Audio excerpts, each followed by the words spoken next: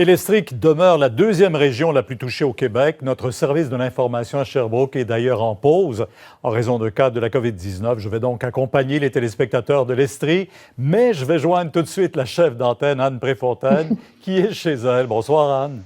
Bonsoir, Pierre. Chez vous, la ville de Sherbrooke qui a lancé une initiative aujourd'hui. Oui, Sherbrooke, on sait, Pierre, est un point chaud, un point de contagion. Et ce n'est pas tout le monde, force est de constater, qui respecte la fameuse distance, vous savez, de 2 mètres.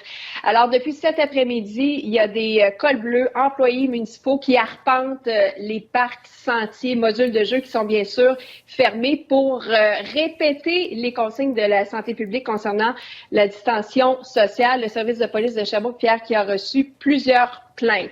Alors, je vous répète, l'Estrie compte quoi? À peu près le tiers des cas en Estrie. On en a 365. Donc, je vous le disais, Sherbrooke est un point vraiment chaud. On sait qu'il y a eu une éclosion, Pierre, dans une résidence pour personnes âgées, le manoir de Sherbrooke. 11 résidents qui ont été infectés. Et ça, c'est sans compter aussi la santé publique proprement dit de l'Estrie, qui compte 40 cas, 40 professionnels de la santé publique qui enquêtent justement sur la COVID-19 qui ont été infectés. C'est sans compter les foyers du côté de Bromont et de Granby. Maintenant, on sait, depuis plusieurs jours, on parle de pénurie de matériel médical, mais en Estrie, les travailleurs avaient vu venir le coup.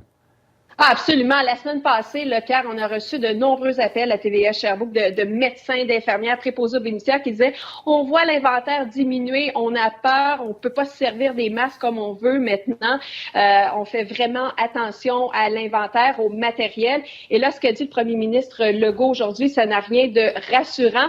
Mais la bonne nouvelle, si on veut, Pierre, c'est qu'on n'est pas là. On n'est pas là si jamais ça déborde aux soins intensifs. Mais il y a une équipe de 40 médecins inhalothérapeutes de l'Université de Sherbrooke et de l'Université de Bishop qui ont conçu en 8 jours, imaginez-vous, un ventilateur. C'est un prototype respiratoire artificiel qui a été conçu en 8 jours et semble-t-il que ça fonctionne. Pierre, on attend les homologations du côté du gouvernement du Canada et du Québec. On espère que c'est pas trop grave chez vous, là, Télé7.